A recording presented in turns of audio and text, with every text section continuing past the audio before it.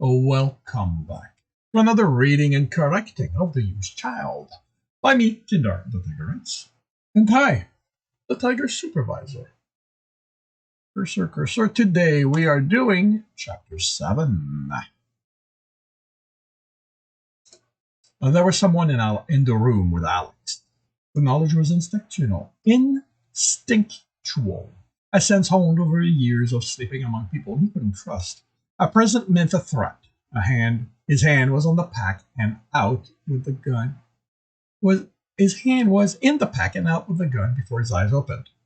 Pain made him open them. A brown form, large, with a hand on his wrist. The hand twisted and Alex screamed. The gun clattered to the floor. Alex was released, and he cradled his hand to his chest and tested it. Not broken, just bruised. A Nuri 634. Tristan held Alex's gun, looking it over. Low power, inaccurate, non-lethal. And easy to overload. Not that it'll do much damage even that way. It's easy to conceal, Alex grumbled. He put his good hand on the floor, resting his weight on it, and moved the other one to force himself to get over the pain. Tristan looked from the weapon to Alex. Do not point a weapon at me unless it is capable of killing me. He stood and placed the Nuri on the shelf and crossed his arm over his chest. Now, attack me. What? The question came, probably surprised at the instruction and at noticing Tristan was naked. The blade you are reaching for, take it and attack me. Alex froze. He thought adjusting his weight to justify moving his hand closer to the edge of the pillow had been discreet enough. He could just feel the knife's handle with the tip of a finger.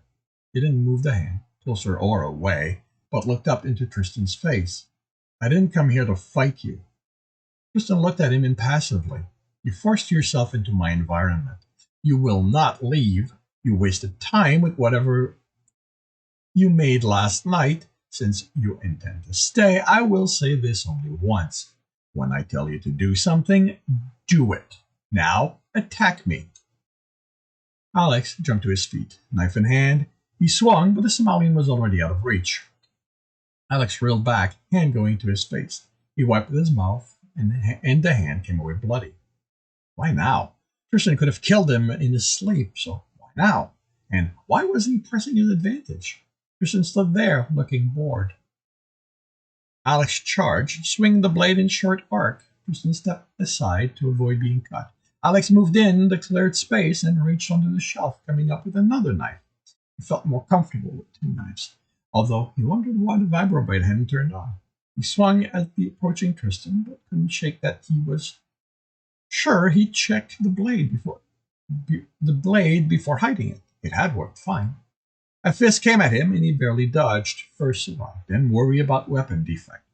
It still had an edge and a point, so he could still use it. Yeah, there's a lot of still here, so he could use it.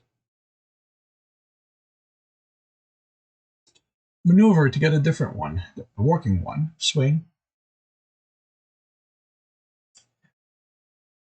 So a measurement maneuver to get a different one, a working one. Swings and lunges forced Tristan into a corner, stopping him before he backed into the boxes. The Somalian seemed as determined to keep Alex from damaging them as from killing him. He didn't know how far Tristan wanted to take this, but Alex hadn't trained to give quarters. He moved in, slashing high and low. The low strike was the most threatening one, but his intent had been to give Tristan a slash across the muzzle to show he wasn't kidding around. Tristan moved faster than Alex registered. Felt an impact against the hand, going for his muzzle, deflecting it. Then the hand gripped the bruised wrist. The yell of pain was leaving his lip before Tristan's hand tightened, but that was cut off by a hand around his throat. In the ensuing silence, Alex heard both knives hit the floor. Tristan grabbed at the arm with his good hand and squeezed. When that didn't do anything, he hit the arm. Tristan tightened his hand around Alex's throat in return. Alex kept hitting it, but it was hitting a metal bar. He tried to speak, to beg for his life, to call out to Jack to do something, but no air would get through. He pleaded with his eyes, but the Somalian's gaze was implacable, cold, taking neither pleasure nor sorrow in what he was doing.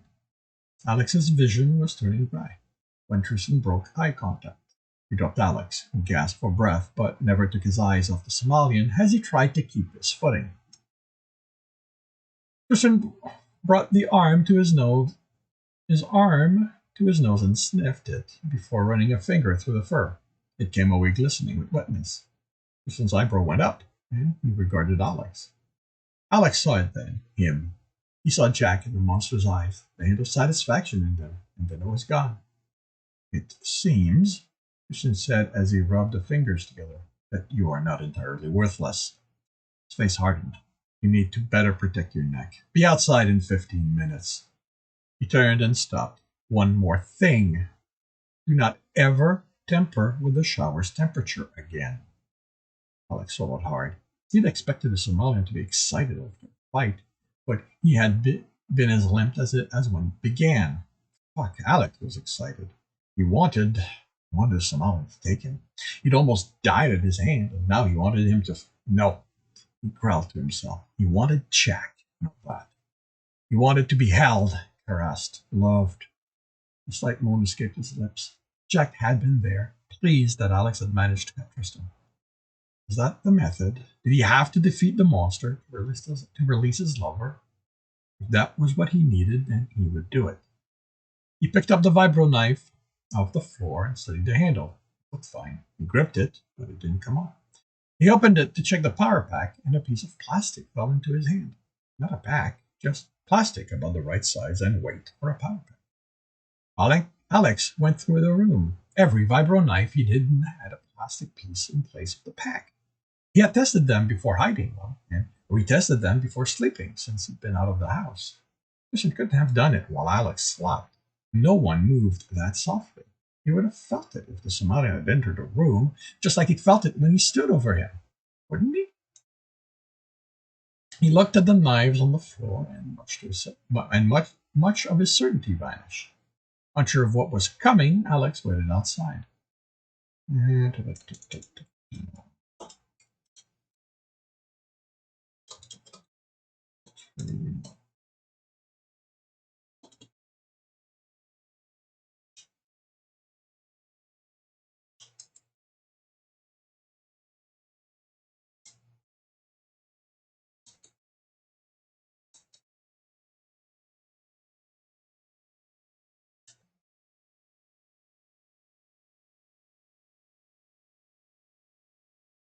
Unsure of what was coming, Alex waited outside. Tristan joined him, arm washed and seal gel visible through the fur, and very much still naked. Tristan ran off at a jog without saying anything. Alex ran after him, and spent the next 2 hours trying to catch up to the Somali. The trail was well trodden, going through the forest, then through a plain with a house in view. It rounded back and then through the forest, then out again to return to Tristan's house from the opposite direction. Tristan headed for his workroom without bothering to put anything on. Alex stayed there, panting, trying to stop seeing that ass, trying to stop thinking about what else he knew of that body, how it had felt against him, in him. He ran inside, threw his clothing in a corner, and headed for the shower. The shock of the cold made him gasp, but couldn't change the temperature. Tristan had locked control, forced himself to enter the cold, hoping it would curb his desires and his body's reaction to them. He was starved for sex. That was why he was reacting this way. He didn't want Tristan.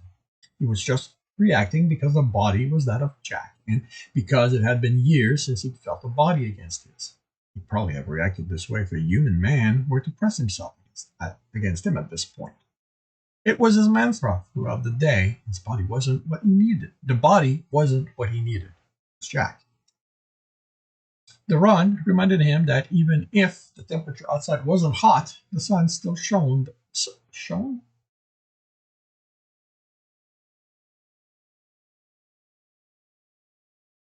down. His exposed skin was red and felt burnt. Even after the shower, he found the bottle of skin protection pill he bought after he'd bought after that job in the desert had left him blistered and burned, and popped in two of the pills. Yeah, that works. After they had lunch at the tavern, Alex placed an order for meats and vegetables to be delivered. Tristan hadn't touched a meal in the cooler. So Alex had his meal for that night, but he didn't want to have to buy his ingredient every day. The next day began with another attack on Alex as his wake-up call. It ended when Tristan disarmed him, leaving Alex's side bruised. He hadn't managed to injure the Somalian this time. After the fight, they went for a run. When they came back, Alex had a cold shower to try to get his body to obey him and stop wanting Tristan. Then he prepared himself for breakfast. Tristan walked by as he headed for the shower, but didn't comment on the food or Alex's darker skin. Lunch was uneventful, but in that people acted like the two of them eating silently at the same table was how it had always been. Jennifer, the owner's wife, stopped by and talked with Tech. She spoke with Alex, and he did his best to appear attentive, but she picked up on his lack of interest and moved along. When they returned to the house, Tristan went back to his workroom. Alex wandered around the house at the edges of the forest since he had nothing to do. The area reminded him of his father's house, but instead of the forest, it had been the edge of the orchard. He'd wandered through the trees, feeling free and happy. Well, until his father caught him in bed with, he shuddered, and forced himself to think of something. Being kicked out of the house had been traumatic enough. He didn't want to have to remember that too. When dinner came, Alex reheated what he'd left for Tristan and ate alone. He cleaned up and went to bed. It became the routine, day after day. Woken up, being attacked, to run, shower, and trying to keep occupied. When he'd had enough, he remembered that he had his own training regimen that he'd been neglecting. He grabbed two of his knives and stood outside. He began with the slow movement he'd been taught as a warm-up, then moved on to faster motions. Attacks and parries Zephyr had taught him that he'd improved on. A shadow fell on him and he reacted, dodging and slashing. He caught air, but he'd forced Tristan to sidestep and go off balance. Alex attacked him, seeing a dangerous smile on the Somalian's face, but not caring. This had been his time, not Tristan's. Tristan blocked with a knife, one of Alex's. The Somalian attacked back, fast slashes and thrusts Alex had trouble keeping up with. He pushed Tristan back and was forced back himself. He thought Zephyr had been an expert. Alex had never come across anyone who had pushed him as hard as Zephyr had, until now. Tristan only used one knife, but managed to block both of Alex's attacks. Struck so fast, Alex realized he'd been attacked when he felt it.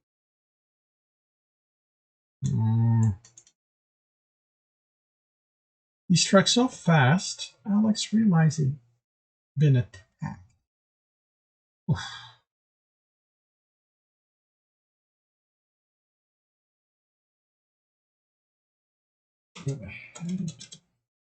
Been and attacked when he felt the cut, not seeing the knife coming. Zephyr hadn't been fast. He'd been a slug. Tristan didn't move. He transported himself. He'd be on Alex's right and then the left, without crossing the space between. A cut would appear, but as far as Alex could tell, Tristan hadn't stepped close enough. He'd known that Tristan could kill him. Every report he'd read made it clear Tristan was a remorseless killer. But until now, he never understood the ease with which someone could do it. If Tristan ever decided Alex was to die, Alex wouldn't even know it had happened. Instead of discouraging Alex, that thought pushed him. Alex wouldn't be killed without fighting back. He wouldn't ever come close to it and not have given as good as he received. Never again. The fight stopped when Alex fell to his knees, unable to breathe anymore. His shirt was cut red instead of white. Red instead of white.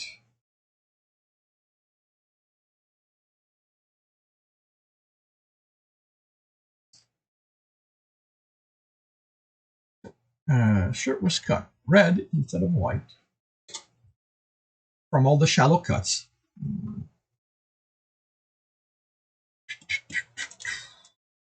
We've got cuts twice. Can I? This shirt was sliced. Yeah. Let's list up.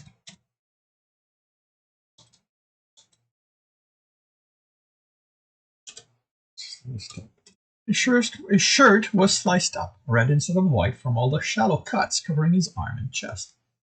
Tristan stood, regarding him. In the sunlight, against his dark brown fur, Alex saw one wet line on his leg. Tristan's face didn't show anything, as usual, but Alex knew that this fight had been different. He could see the Somalian's excitement. If only he hadn't been so excited, he might have been able to rejoice at that. So exhausted, he might have been able to rejoice at that, or at the fact he had managed to cut Tristan. As it was, Alex had trouble taking in air. Tristan went inside, and when Alex was able to pull himself up into his room, the shower was running. He swallowed a couple of eel-alls, and when Tristan vacated the bathroom, he took a shower. The cold forcing his awareness to surface. Once clean, he applied sealant on the cuts and made himself dinner. The next day, Tristan ordered him outside in the afternoon for another fight, and they fought as hard, with similar result. It happened the next day and the one after that. Alex always ended on his knees, and Tristan always enjoyed the fight, even if his face never showed it. The days turned into weeks, and one morning, Tristan grabbed a piece of broiled meat off Alex's plate, sniffed it, and ate it. He shrugged and continued to his workroom. That evening, Alex prepared 2 plates and sat to eat. Tristan joined him without comment, ate in silence, and when he was done, went back to the workroom. Alex wasn't sure what to think of it. Tristan hadn't looked like he'd enjoyed the food. It had been methodical consumption. The only thing left was the slice of cake. He'd taken a bite, made a face, and not touched it again. He tried to see the Somalian's eyes while he ate, but hadn't managed it. He was sure that if he had, he would have known if Jack was there. Still, Alex considered it a win. And it continued.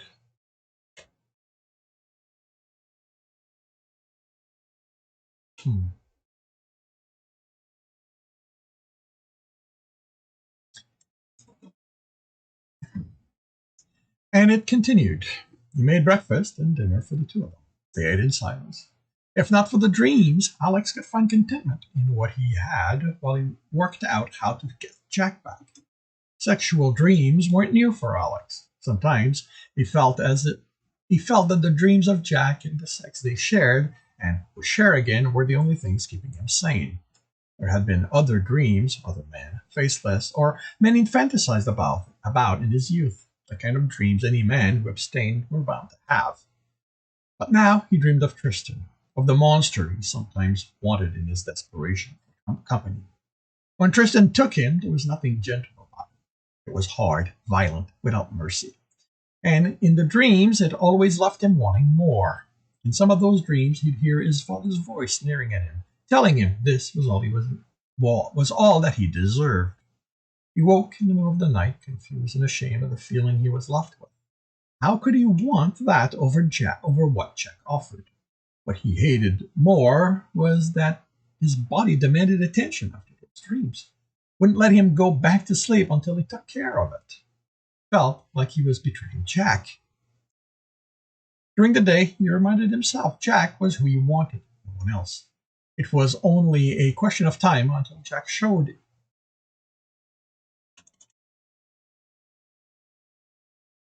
him the chink in Tristan's armor, just like the metal diamond occasionally flashed at him through the fur, and then the 2 of them would be together. The weeks turned into months, each day the same, fighting, running, breakfast, nothing, lunch, fighting, nothing, dinner, nothing, sleep, and then those dreams. On days where Tristan had to go help someone from the town, Alex had even less to do. On this day,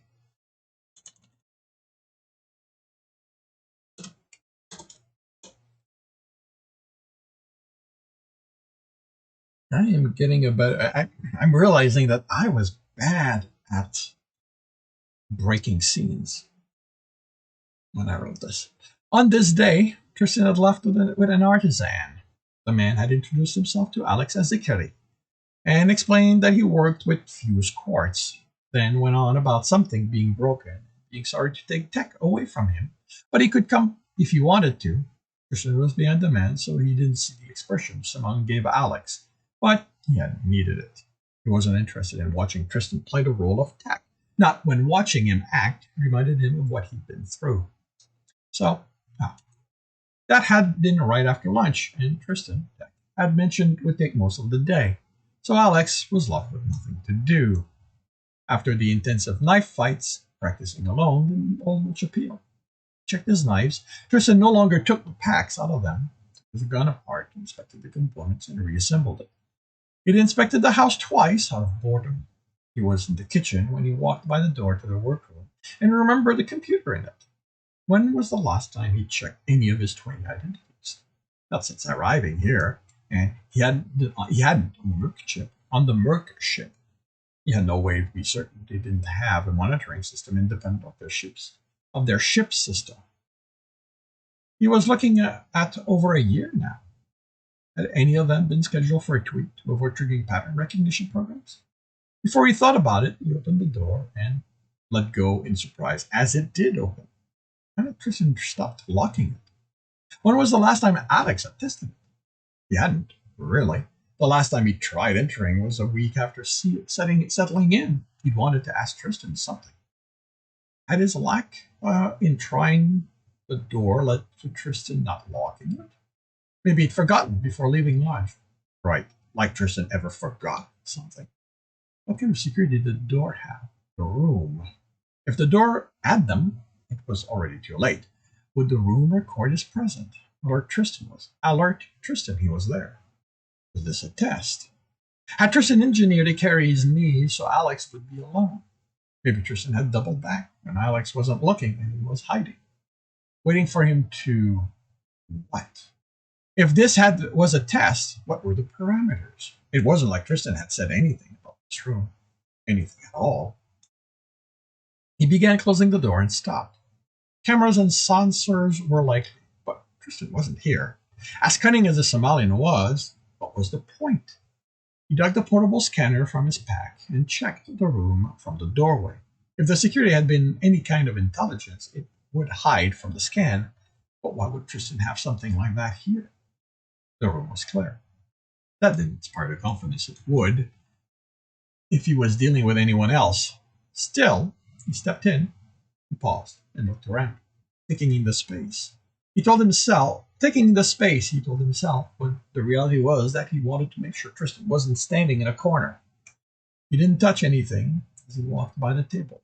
He had no idea what it was Tristan was working on. Everything had been taken apart. He put the earpiece in and didn't even bother trying to make it comfortable. He couldn't waste the time.